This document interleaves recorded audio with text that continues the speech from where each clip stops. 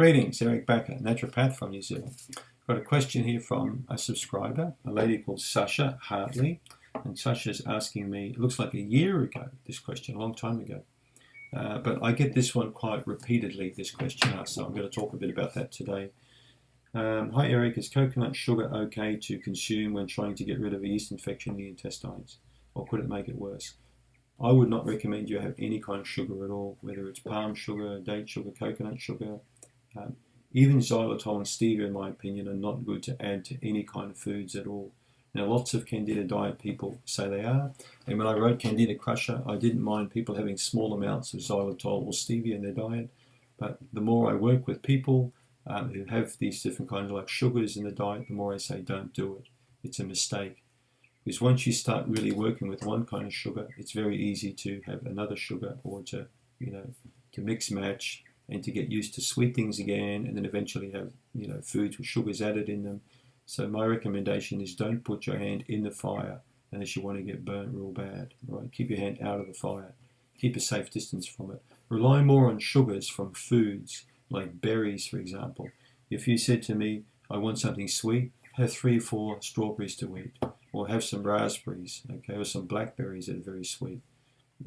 Because you've also got the tannic acids and you've got all these other phytonutrients in there that are going to stop you from getting the sugar rush. You don't want to spike sugar in the body. You don't want to push sugar up too high. It's a big problem with Candida, but also with bad bacteria. Bacteria thrive on this.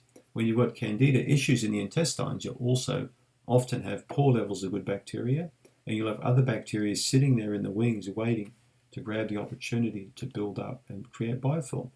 So when you add sugars, you're causing a problem. It's just not worth it. That's like saying to me, is it okay if I occasionally do 70 or 80 miles an hour on the road, but then back off, and go down to 50 or 60? It's not okay. You need to have a governor or set yourself a limit where you say, that's my limit. I'm not going over that limit.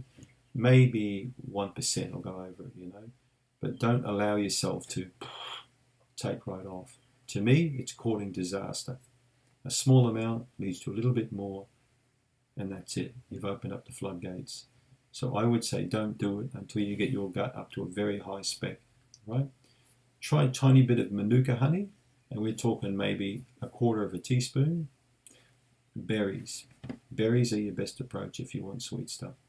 But I find a lot of other sweet foods like bell peppers, the capsicums, I find them quite sweet to crunch on too. Much healthier approach than putting sugars like coconut sugar in the diet. Give it a go. Thanks for the question, Sasha. I hope that answers it.